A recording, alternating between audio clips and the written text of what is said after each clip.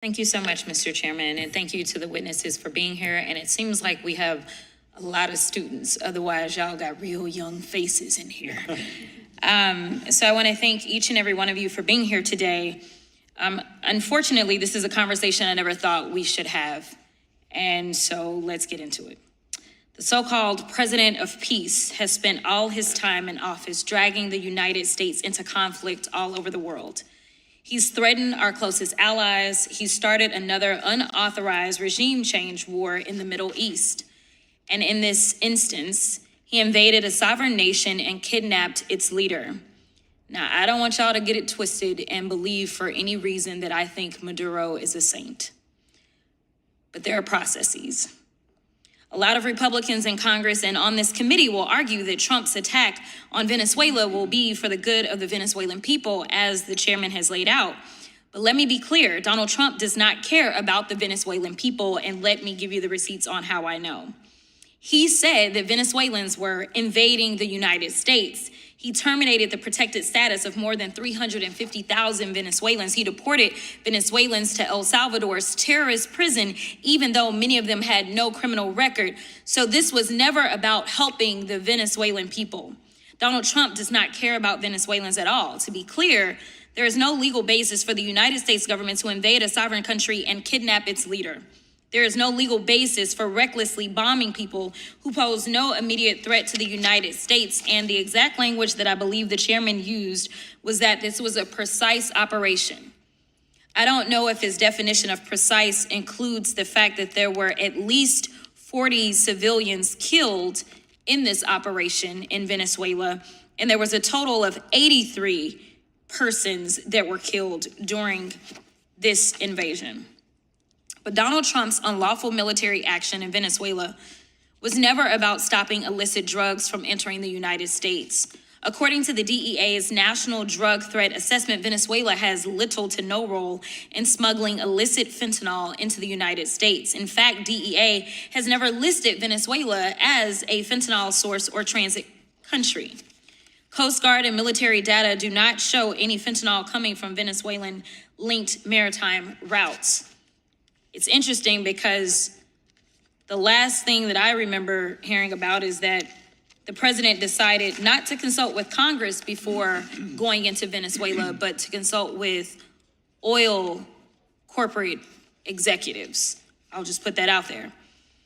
And Donald Trump, he also pardoned former Honduran President Juan Hernandez, who was found guilty in a court of law in these United States of trafficking more than 400 tons of cocaine into the United States, which is double the amount of cocaine that Trump's own State Department estimates was trafficked through the entire country of Venezuela. International drug traffickers love Donald Trump because they know that even if they are arrested, it's easy enough to get a pardon from him. The data shows that Donald Trump is one of the most pro-drug trafficking presidents in modern day history. Since he took office, prosecutions for drug trafficking have fallen to the lowest levels in decades because the agents tasked with going after drug cartels have either been fired or forced to start raiding your local Home Depot, or illegally breaking into the homes of American citizens, or monitoring community schools and churches so that the government can disappear entire families. It was never about protecting Americans. It was never about bringing democracy to Venezuela. It was never about stopping illicit drugs from entering the country. Like everything else this administration does, it was about corruption.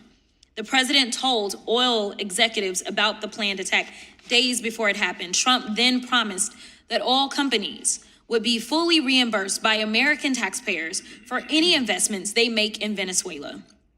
And once the president illegally took control over Venezuela's oil reserves, the first sale went to the company of a man who donated $6 million to Trump's campaign.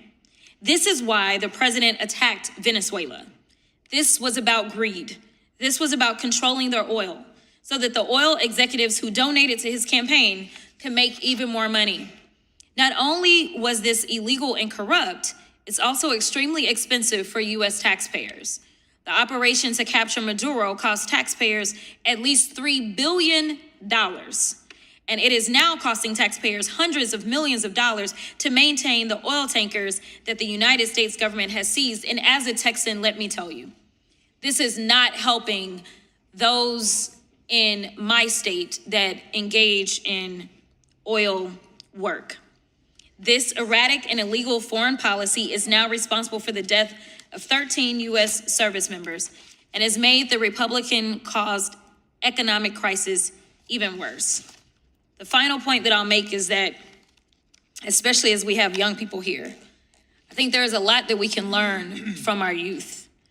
I remember as a little girl being told things like 2 wrongs don't make a right. It is very clear that Maduro is a wrong guy, and he may have even been illegally in power. But the idea that you would meet illegality with further illegality does not necessarily make it a right.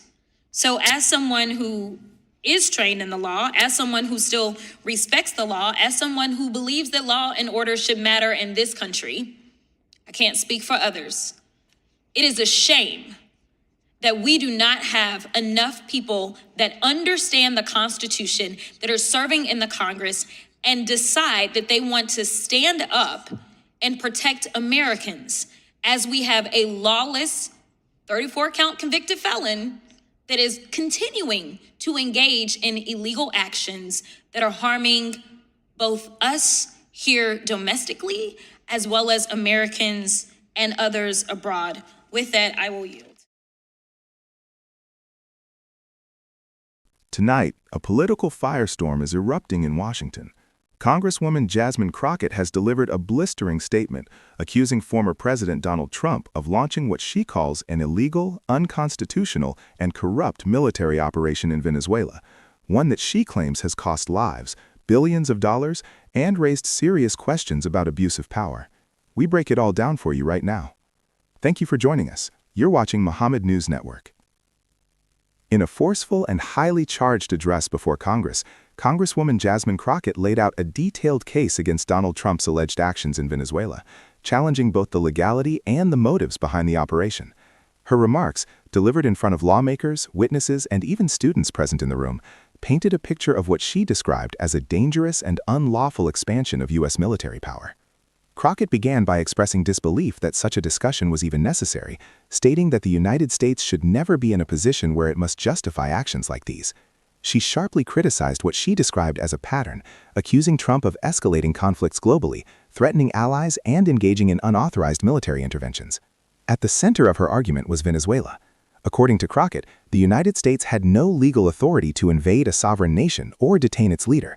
She emphasized that regardless of opinions about Venezuelan President Nicolas Maduro, international law and constitutional processes must be followed. Her message was clear: process matters. Crockett then turned to the human cost of the operation. She disputed claims that the mission was precise, citing reports that at least 40 civilians were killed, with total deaths reaching over 80 people. From her perspective, this was not a clean or justified mission, but a reckless action with devastating consequences.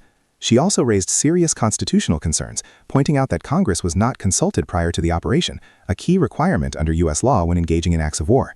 One of the central justifications for the operation, according to supporters, was combating illegal drug trafficking, but Crockett directly challenged that narrative. Citing federal data, she argued that Venezuela plays little to no role in the flow of fentanyl into the United States. She noted that agencies like the DEA have not identified Venezuela as a major source or transit point. Her conclusion: the drug argument does not hold up under scrutiny. Perhaps the most explosive part of Crockett's statement focused on motive. She suggested the operation was not about national security, but about oil and financial interests.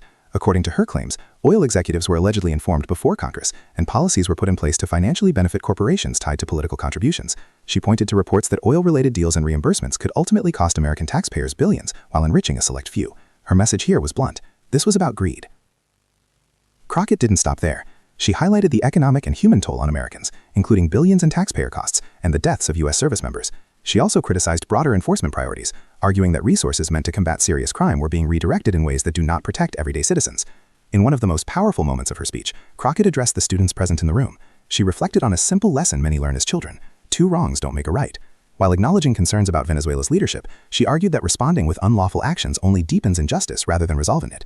As someone trained in law, she stressed the importance of upholding the Constitution, warning that ignoring legal boundaries sets a dangerous precedent. Crockett closed with a stark warning. When leaders act outside the law, the consequences are felt not just abroad, but at home.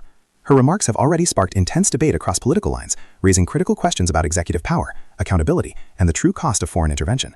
For more in-depth coverage and breaking political analysis, stay tuned. This is Muhammad News Network, bringing you the stories that matter. I'm your host, and we'll see you in the next report.